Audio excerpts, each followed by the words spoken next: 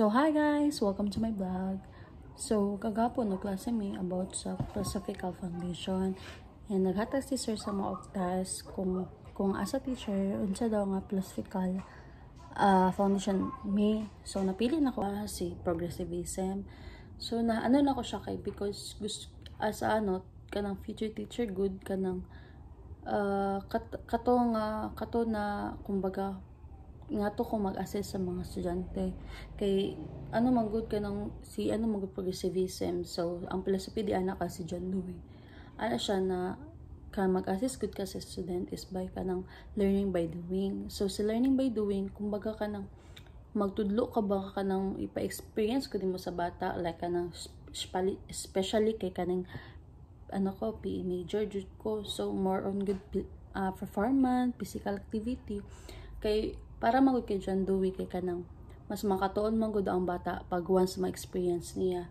Like example kanang di ba kay sa karon man kay kanang naman ta student centered. So syempre si teacher mo guide na lang kay student, tapos si student na kumbaga kanang syempre kay performance task naman, so i-experience kid niya ay hang mga tun-an. Kumbaga kung kunyari ko teacher na ko niya gusto na ko kanang i-perform nila ang 5 skill of basketball. So student i-perform na niya so that makabalo siya sa mga 5 basic basketball. So ingan ang kuani ni John Dewey. Kumbaga ba dili na gud ang teacher permanente nag-inject og mga knowledge sa estudyante karon kay kanang mga estudyante naman kay kanang fast learner naman pud jud inoon. And then kanang syempre kapag ma-experience nimo ang isa ka bagay or matun-an nimo, di ba mas paspas man ang mga knowledge, kumbaga experience na nimo siya kaysa mamagud kaysa sa mga teacher nga kanang hatag lang na hatag ang mga tudlo marag mabore ba ang estudyante.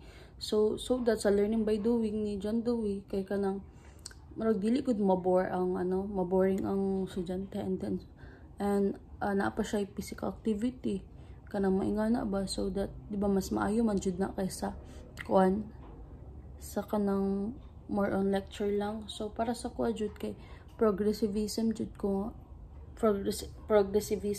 kay da jud ako makita akong sarili sa teacher. And then wala to guys.